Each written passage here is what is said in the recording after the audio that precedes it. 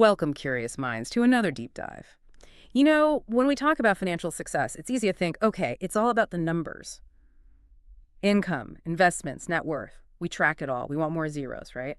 But what if that's only like scratching the surface? What if the real key to financial abundance isn't out there, but actually inside us? It's a really fascinating shift in perspective, isn't it? So Yeah. sources we've been digging into for this, they consistently push back against that conventional idea. Yeah. They suggest our inner world, Yeah. our beliefs, our emotions, our whole mindset isn't just reflecting our finances, it's actually shaping them. Exactly. So today we're diving deep into the psychology of financial abundance. Mm. Our mission really is to unpack how our internal programming, if you will, profoundly shapes our financial reality and how understanding that can lead to a richer life. And I mean richer in ways that go way beyond just the bank balance. We'll touch on things like your personal money story, how that affects you, and the surprising role of things like gratitude, generosity, and ultimately maybe redefine what real wealth even means. So let's get started. Okay, so our sources jump right in saying financial abundance isn't just piling up cash. It comes from an internal feeling of richness, a generous mindset. That feels pretty radical, especially if you've always been focused on the numbers, on accumulation. How do the sources suggest someone starts to feel abundant if, well, their bank account doesn't quite match their aspirations yet? Yeah, that's the million-dollar question, isn't it? And what's interesting is that this feeling of scarcity, this not enough feeling, it can stick around even for people who have a lot of money because their internal state hasn't shifted. But conversely, someone with, let's say, more modest means might feel incredibly abundant because they see things differently inside. So that internal richness isn't about waiting until you have more. It's more like a proactive choice. It changes how you see what you have now and, really importantly, how you see opportunities. It's like switching your default setting from lack to enough. Ah, okay. So it's less about the dollar amount and more about your actual relationship with the money, which brings us neatly to this idea of the money story and money personality that our sources really emphasize. These sound like deep-seated things.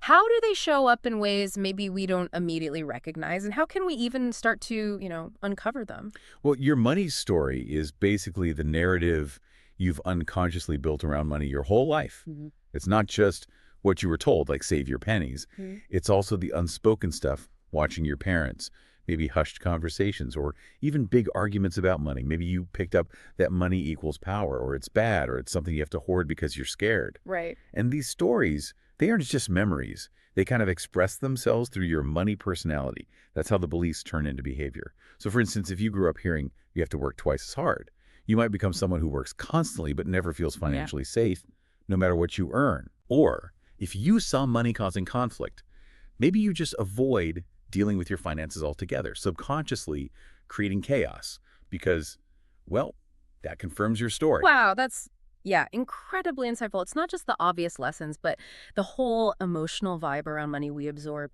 So recognizing these patterns, seeing where they came from, maybe past experiences, that's step one, right? It's like moving from just reacting to your old story to consciously trying to write a new one. For anyone listening, what's like a simple thing they could do, maybe even right now, to start identifying their own money story? A really good starting point is just to notice your gut reaction, your emotional response when money stuff comes up. Like, do you feel anxious checking your bank balance? Mm. Or maybe a thrill when you spend, or just Yeah. nothing, indifference when thinking about the future? Then, maybe think back. What are your earliest money memories? What was the feeling around money in your house growing up? What did your parents or guardians actually do or say? Often those early experiences are really powerful threads in the story. It's about becoming sort of an observer of your own internal financial world. That's a really important point for reflection. Okay, so beyond just identifying these old patterns, the sources bring up something that feels, well, almost backwards at first glance: gratitude and generosity. It seems weird to focus on giving or being thankful when you feel like you don't have enough or you're trying hard to get more. How do the sources explain why this works? How does that internal state connect to, actual outcomes? Yeah, this is where it gets really interesting and maybe less obvious. The sources suggest gratitude wasn't just a nice feeling. It actually has like a neurobiological effect. When you consciously practice gratitude, you shift your focus from what's missing to what you do have, even small things. Hmm. And this shift literally activates reward pathways in your brain. It makes you better at spotting opportunities you might have missed otherwise. So it's not just about feeling better. It's about actually recalibrating your perception to see the abundance that might already be around you. You're essentially training your brain.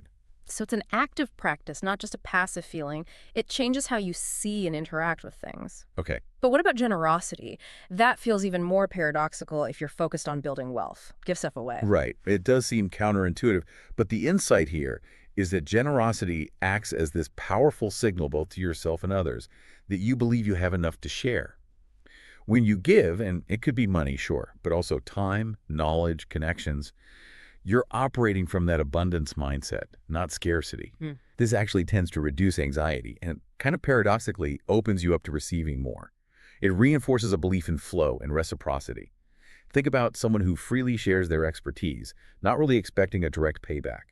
That act builds trust, it builds reputation, goodwill. That's social capital, right? And that often leads to unexpected opportunities later on, maybe collaborations, job offers. It cultivates a whole network of support. That's a really key distinction. Giving isn't just about cash. It's a mindset of contributing that can expand your world in surprising ways.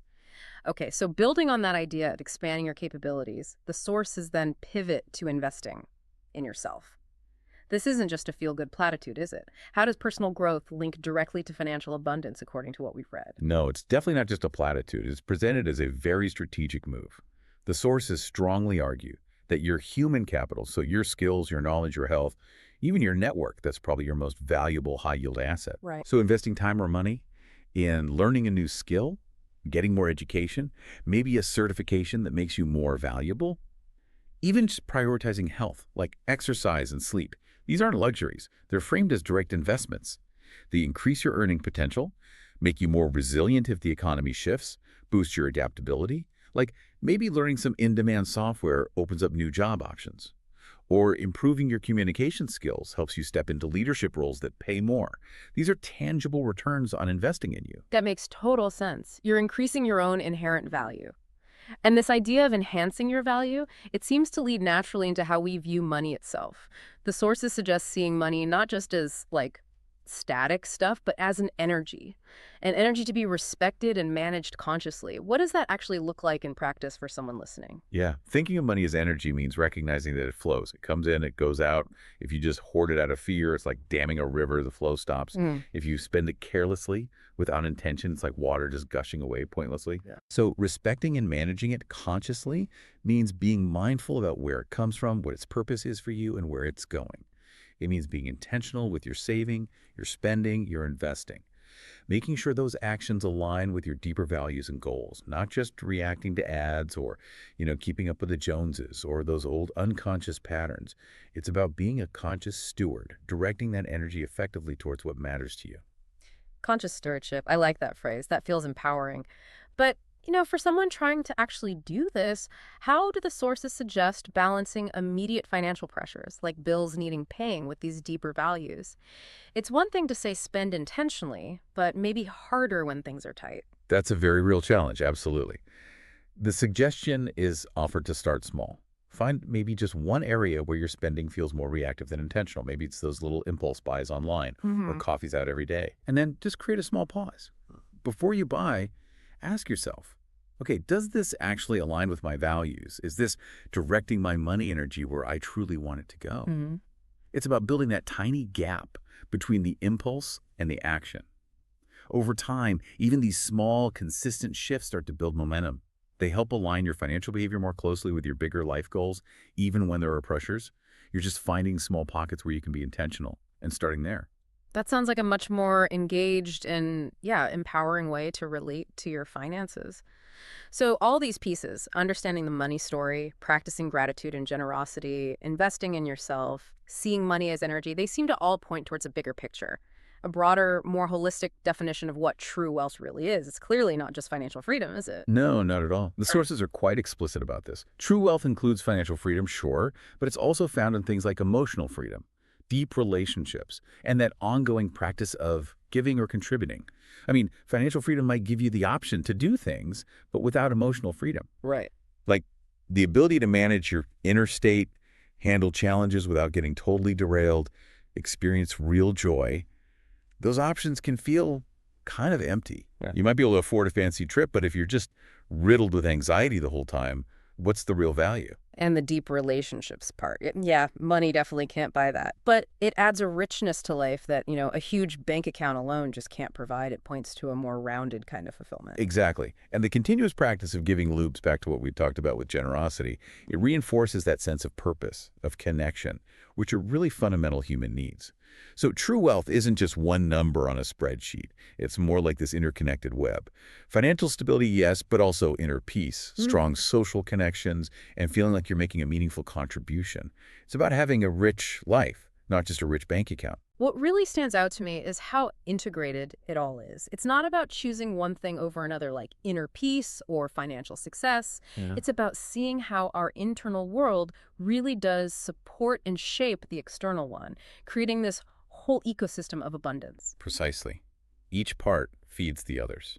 And often, that internal mindset piece, that's the starting point that can unlock everything else. Okay, so as we wrap up this deep dive, let's quickly bring it back to the core message. Financial abundance isn't just about racking up wealth. It really seems to stem from developing an internal sense of richness first and having a generous outlook. Understanding your own money story, really practicing gratitude and generosity, seeing money as this flowing energy, and continually investing in yourself, these look like the key ingredients.